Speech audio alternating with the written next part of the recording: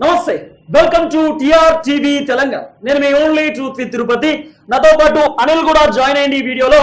మొత్తానికి బీఆర్ఎస్ పార్టీకి సంబంధించినటువంటి కీలకమైనటువంటి నేత శరత్ నగర్ ఎమ్మెల్యే వన్డే సీఎం తలసాని శ్రీనివాస్ యాదవ్ కాంగ్రెస్ పార్టీలోకి జాయిన్ కాబోతున్నట్టుగా కొన్ని చర్చలు వినబడుతున్నటువంటి పరిస్థితి, కొన్ని మీడియా ఛానల్స్ లో కూడా ప్రధానంగా వినబడుతున్నటువంటి వార్త.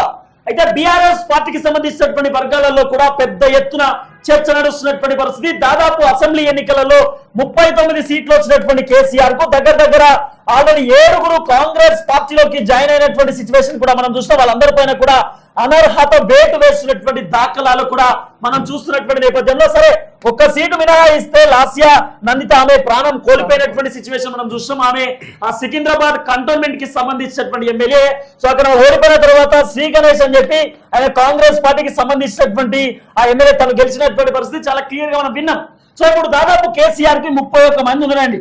ఈ 31 మందిలో సనత్ నగర్ కి సంబంధించినటువంటి ఎమ్మెల్యే ఈ ఎవరైతే తలసాని శ్రీనివాస్ యాదవ్, సరే మన సీనన్న అని పిలుస్తాం, శ్రీనివాస్ యాదవ్ పెద్దగా ఏం తలసాని సీనన్న మనమైతే నిజంగా చాలా గొప్ప వ్యక్తి అని అంటున్నాను. ఎందుకంటే చాలా ఓపికవంతుడు, జ్ఞానవంతుడు, ఎవరు పోయినా కూడా ఇష్యూస్ పైన గట్టిగా కొట్లాడేటటువంటి వ్యక్తి, ఎవరికైనా ఆపద ఉన్నదంటే ఆదుకునేటటువంటి వ్యక్తి, పర్సనల్ గా విమర్శించాడు తలసాని సీనన్న. కానీ తలసాని సీనన్న చేసేటటువంటి ఒక స్కామ్ పెద్ద ఎత్తున తెలంగాణ రాష్ట్రంలో దుమారం రేగుతున్నటువంటి పరిస్థితి. దాదాపు 12,000 కోట్ల రూపాయలకు సంబంధించినటువంటి పైలట్ ప్రాజెక్ట్ స్కామ్ అనేటటువంటి ఒక చర్చ కూడా వినబడుతున్నది. ఆ పైలట్ ప్రాజెక్ట్ ఏంటంటే గొర్రెల పంపిణీకి సంబంధించినటువంటి స్కామ్. సో యాదవులకును గొల్ల కుర్మలకు సంబంధించినటువంటి ఏదైతే పైలట్ ప్రాజెక్ట్ అని స్టార్ట్ చేసిండో కేసీఆర్, డీడీలు కట్టించుకున్నాడు. ఒక్కొక్క డీడీకి దాదాపు 60,000 70,000 రూపాయలు కట్టించుకున్నారంట. అయితే పాపం ఇప్పుడు యాదవులకు సంబంధించిన అంశం ఏంటంటే ఓ 70,000 రూపాయలు కడితే 10 గొర్రెలు వస్తాయి కదా, పెద్ద ఇబ్బంది ఉండదులే అనే ఆలోచనతో 70,000-80,000 రూపాయలు కూడా కట్టినారు.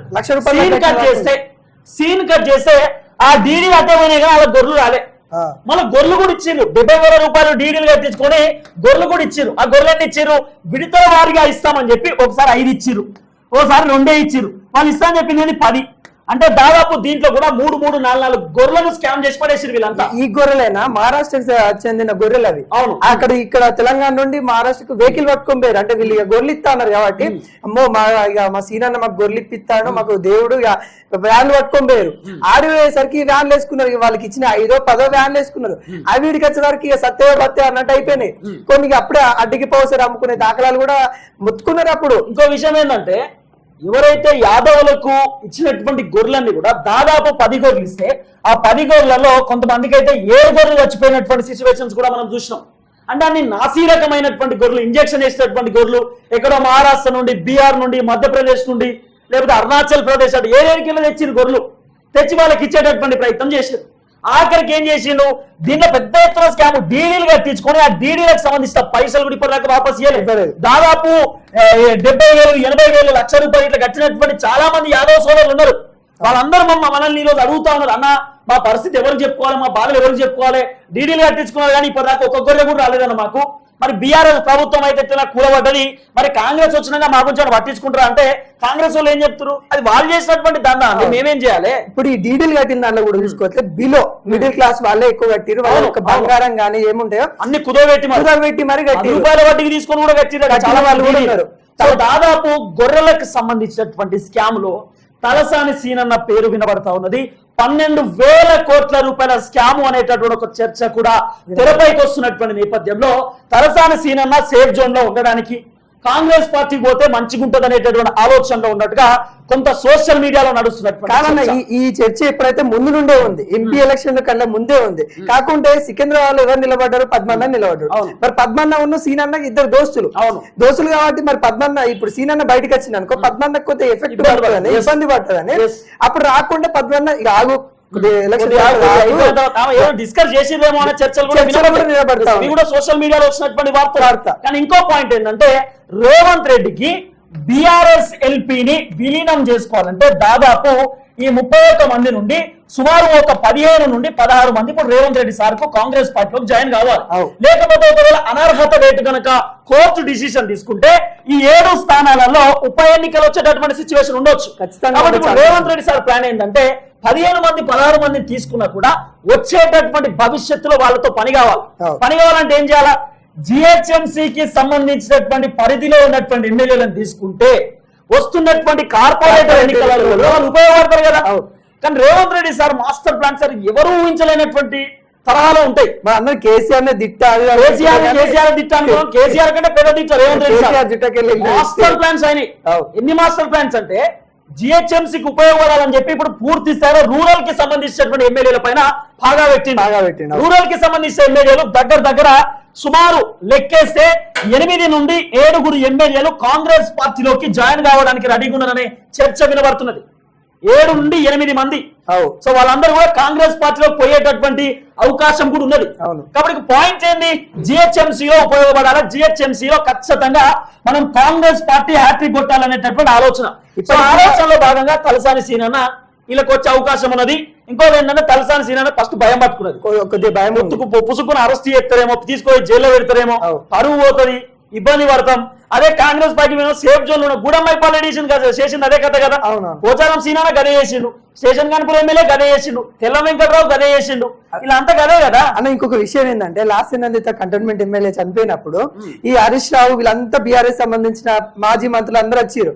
వచ్చినప్పుడు ఏం చేస్తారు, వాళ్ళు ఒక దగ్గర ఉంటే ఈ సీనన్న మాతో ఒక కాంగ్రెస్ లీడర్ దగ్గర కనబడ్డాడు. అప్పుడే కనబడ్డాడు ఉండేసి అప్పుడు కోమటిరెడ్డి వచ్చింది అక్కడికి. అన్న మరి ఏం సంగతి, మరి ఏంది అని అప్పటి నుండి మంత్రాలు జరుగుతా ఉంది. అప్పటి నుండి స్టార్ట్ అయింది, అక్కడ స్టార్ట్ అయిందని చెప్తా ఉంటారు అందరు బీఆర్ఎస్ నాయకులంతా ఒక దగ్గర ఉన్నప్పుడు ఈయన కూడా బీఆర్ఎస్ దగ్గర ఉండాలి. ఇంకో పాయింట్ ఏంటంటే తలసాని సీనన్న ఒక్కడే కాదు, మల్లారెడ్డి కూడా వచ్చే అవకాశం ఉన్నది. తర్వాత ఇక్కడ ఉన్నటువంటి చాలా మంది. కానీ మల్లారెడ్డి కేసీఆర్ మన రేవంత్ రెడ్డి రాని తీసుకునే అవకాశం ఉండకపోవచ్చు, కానీ డబ్బులు ఇచ్చో లేకపోతే మ్యానిపులేట్ చేసినా కూడా చెప్పలేదు. ఎందుకంటే పైసలు ఇంపార్టెంట్. ఎందుకంటే కర్ణాటక డీకే శివకుమార్ కలిసిండు కూడా, అవన్నీ కూడా మనం చూసినాం. ఇదే నేపథ్యంలో కొంత కాంగ్రెస్ పార్టీ గవర్నమెంట్ లో ఉంది కాబట్టి సో దాంట్లో పోతే బాగుంటది, సేఫ్ జోన్ లో ఉండొచ్చు అనేటటువంటి ఆలోచనలో ఉన్నట్టుగా కూడా చర్చ వినబడుతున్న పరిస్థితి. నేను వన్ డే సీఎం అని తలసాని సీనన్న ఎందుకన్నా మీకు చూపిస్తా. తలసాని సీనన్న, తలసాని మోదీ మీకు ఇక్కడ తెలవాలి కదా. తలసాని శ్రీనివాసన్ కొడతా మళ్ళీ ఆయనే సీనన్న ఫీల్ అవుతాడు. తలసాని సీనన్న మోదీ సారు తెలంగాణ రాష్ట్రానికి ఎప్పుడొస్తే అప్పుడు ఆ తలసాని సీనన్న ముఖ్యమంత్రి అవుతాడండి. తలసాని సీనన్నే వన్ డే సీఎం. ఆ రోజు కేసీఆర్ సార్ రాడు. కేసీఆర్ సార్ కు ఫకరు, నేను ఎందుకు రావాలి, నేను కాబోయే ప్రధాని అనుకుంటాడు సారు, కాబట్టి రాడు. వెనక దోస్తా ఉందంట ఏమో అది మనకు తెలియదు. కానీ ఇక మొత్తానికైతే తలసాని సీనన్న ప్రతిసారి సీనన్నే, ఏదో చూడు సీనన్నే పోతాడండి. తలసాని సీనన్నే పోతాడు. తలసాని సీనన్నే మోదీ సార్ దగ్గర పోయి మోదీ సార్ని మందలిస్తాడు. ఊకే తలసాని సీనన్నే పోయి షాలో కప్తాడు, బొకే ఇస్తాడు. అంటే నేను ఒక్కరోజు ముఖ్యమంత్రి అన్నాడు తలసాని సీనన్న. అందుకే నేను ఒక్కరోజు ముఖ్యమంత్రి అని చెప్పిన. అంటే అంత మంచి హోదా ఇచ్చిండు కేసీఆర్ సారు, హోదా ఇచ్చింది. కానీ సరే మన బీసీ బిడ్డ ఎదగాలనేటటువంటి ఆలోచన మనకు కూడా ఉంటది. కానీ ఈ గొర్రెలకు సంబంధించినటువంటి స్కామ్ లో దాదాపు తలసాని సీనన్న పేరు కూడా వినబడుతున్న పరిస్థితి. కానీ పెద్ద ఎత్తున కేసీఆర్ చేసిందా, బీఆర్ఎస్ పార్టీకి సంబంధించిన వర్గం చేసిన సెకండరీ. కానీ ఆ పైలట్ ప్రాజెక్ట్ సంబంధించిన పూర్తి స్థాయి బాధ్యత తలసాని సీనన్న పైన ఉన్నది. కాబట్టి 12,000 కోట్ల రూపాయలకు సంబంధించిన స్కామ్ లో సీనన్న పేరు కూడా ఉందనేటటువంటి చర్చ వినబడుతున్నది. ఇదే నేపథ్యంలో సీనన్న సేఫ్ జోన్ లో ఉండడానికి గవర్నమెంట్ లో ఉన్నటువంటి కాంగ్రెస్ పార్టీలోకి జాయిన్ కావడానికి రెడీగా ఉన్నారనే చర్చ వినబడుతున్నది. ఇదే నేపథ్యంతో ఈ అంశం ఎప్పుడైతే కేసీఆర్ తెలిసిందో గతంలో మల్లారెడ్డిని ఇంటికి పిలిపించుకున్నాడు, గుడమైపాల్ రెడ్డిని ఇంటికి పిలిపించుకున్నాడు, దానం నాగేందర్ని ఇంటికి పిలిపించుకున్నాడు, పోచారం సీనన్న ఇంటి ముందు బాలకాసుమని వాళ్ళు రచ్చరచ్చ చేసి ఇదంతా కూడా చూసినాం.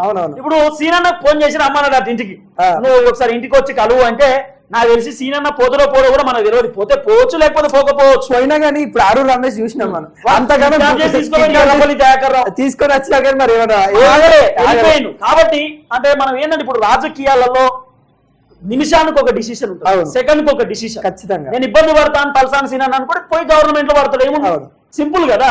గవర్నమెంట్ కండవ ఒప్పుకుంటాడు పోయి కాంగ్రెస్ పార్టీ కండవ.